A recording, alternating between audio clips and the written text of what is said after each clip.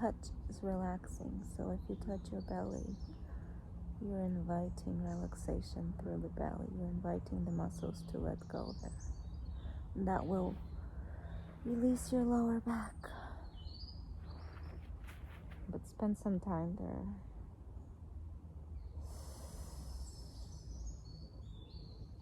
Bathing in the forest. Allowing for the trees to move you.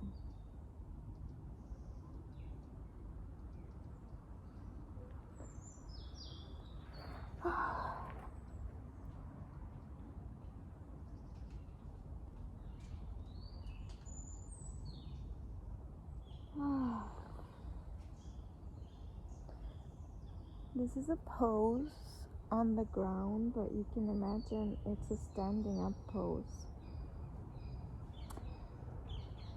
And if you have a lot of tension in your hip flexors, putting your legs out could pull on your lower back. I mean, you need to have the openness here to be able to lie down and not go into hyperextension in the lumbar.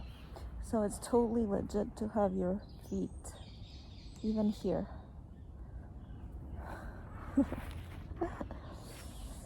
And then raise the arms. And what I'm doing here is I'm engaging in tucking and tilting, which is an exercise that's an everyday exercise I would recommend.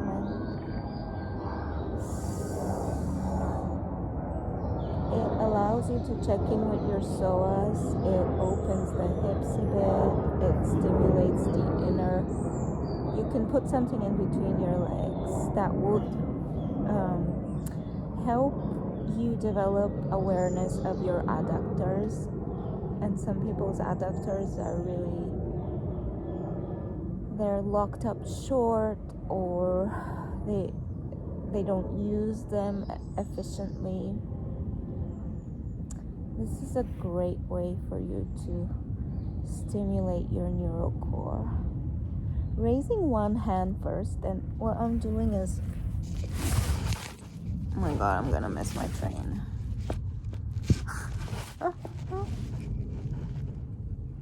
What I'm doing is I'm raising one hand. So that's actually activating a little bit. It's stretching the upper core, and that gets overlooked sometimes with some somatic movers who are they don't know how to use their body. They're really good with awareness, but they're a little bit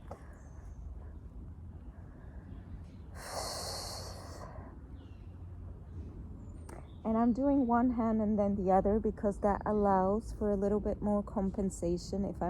If I have a disbalance in my shoulder blades, this might introduce too much tension. So start with one arm up. Feel your heels. For me, they're touching on the tree.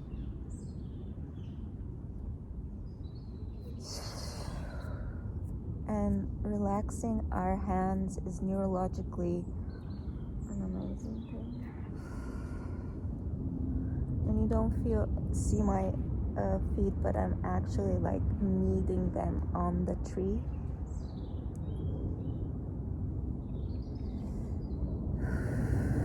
You could also mobilize the hip by dragging it up, letting it open. Dragging it internally, rotating, letting it open. Dragging it internally, rotating, letting it open. And see at what point, so can you see how my other side of the pelvis gets involved? So this is a really good checking in with your pelvic floor. And you don't have to correct everything. You can go the other way too.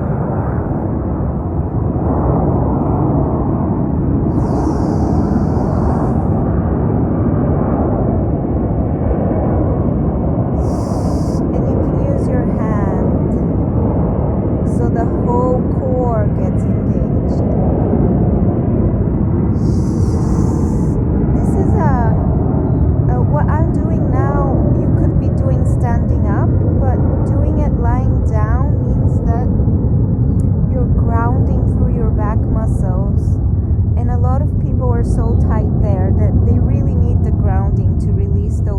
muscles to open up the belly so that this space can come alive, so that when you come up, where those muscles really do have to work, now they don't have to work, but when you come up, if you've managed to release them, then they can reset and come alive without the over gripping.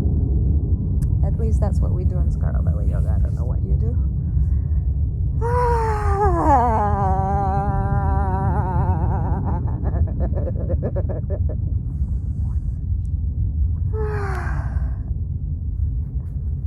And you can also ground the hand.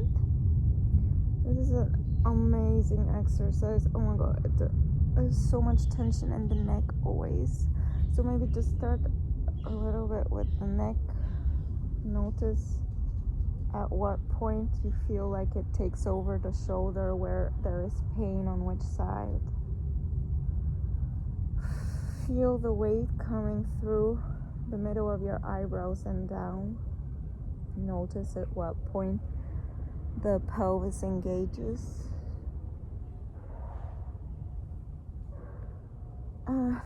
Then you can just ground a little bit the hand, the palm.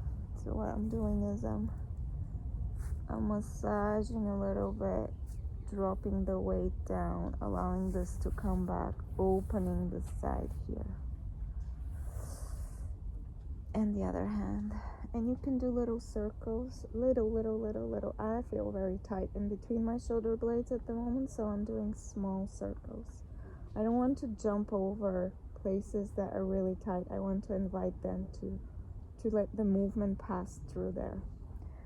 And I really like this exercise where I'm lifting one hand and noticing as I lift, do I rock over to that side? Does the weight move into this side? I exaggerated for you, but it's a much gentler. So I'm lifting the hand, and as I lift, this part of the body comes up and the weight flows into the other side. So it loads the other side. I mean, eventually, like, this will happen. But it's just a small movement to rock through your back and stimulate the multifidus, which stabilizes your spine. So from here, with all of these movements, you can actually go into